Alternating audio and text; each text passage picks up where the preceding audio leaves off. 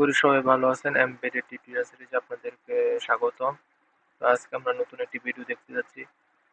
গত ভিডিওতে দেখছি আমরা কিভাবে পিডব্লিউএম সিগন্যাল জেনারেট করব। আজকে দেখব কিভাবে পিডব্লিউএম সিগন্যাল জেনারেট করে আমরা ডিউটি সাইকেল ভেরি করতে পারি। তো আমরা যদি আউটপুটটা দেখি,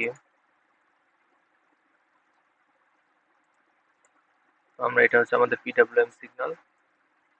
তো আমরা যদি এইখানে পোটেনশিওমিটারটাকে বাড়াই কমাই, যদি আমরা বাড়াই, এই দেখেন পিডব্লিউএম সিগন্যালটা কিন্তু চেঞ্জ হচ্ছে। ঠিক আছে, ডিউটি সাইকেলটা বাড়তেছে, বেড়ে বেড়ে আমার সর্বোচ্চ আসছে। ঠিক আছে, আর যখন আমি কমাই তখন এই পিডব্লিউএম ডিউটি সাইকেলটা কিন্তু কমতেছে। তো আমরা কালকে দেখছি, কালকের ভিডিওতে পিডব্লিউএম সিগন্যাল কিভাবে জেনারেট করে, আজকে দেখবো হচ্ছে কন্ট্রোলিংটা। তো আমরা বুঝলাম আউটপুটটা যে কিভাবে কাজ করতেছে। তো এখন চলুন আমরা একটা সার্কিটটা বুঝি।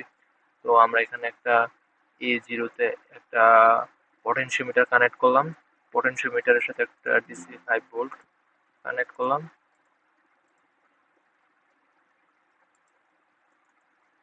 ডিসি 5 ভোল্ট কানেক্ট করলাম। আর এখানে আমরা রিডিং নেওয়ার জন্য এখানে একটা আরবি পোর্ট আমরা নিলাম, এখানে শুধুমাত্র রিডিংটা নেওয়ার জন্য, দেখার জন্য।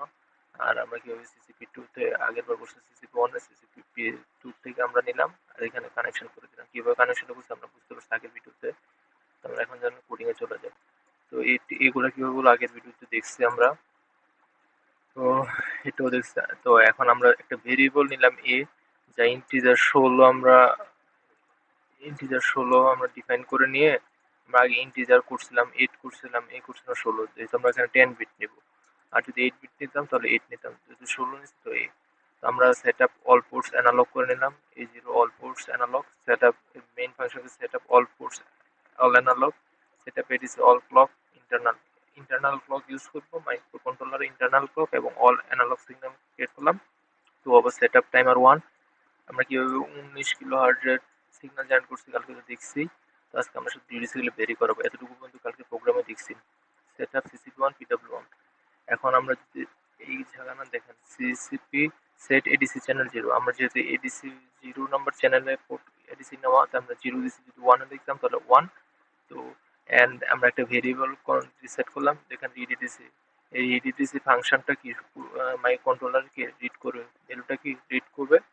আর set PWM signal equal to 1, এবং কি এটা কি পিডব্লিউএম সিগন্যাল কি ডিউটি নিবে, নিয়ে আমরা 1 এখানে দিলাম।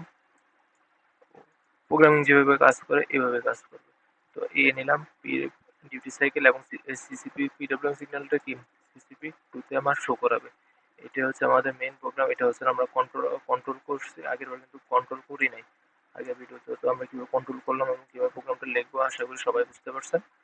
সামনে আরো ভিডিও নিয়ে আপনাদের পাশে থাকবো, এবং এই পর্যন্ত সবাই ভালো থাকবেন। ধন্যবাদ সবাইকে।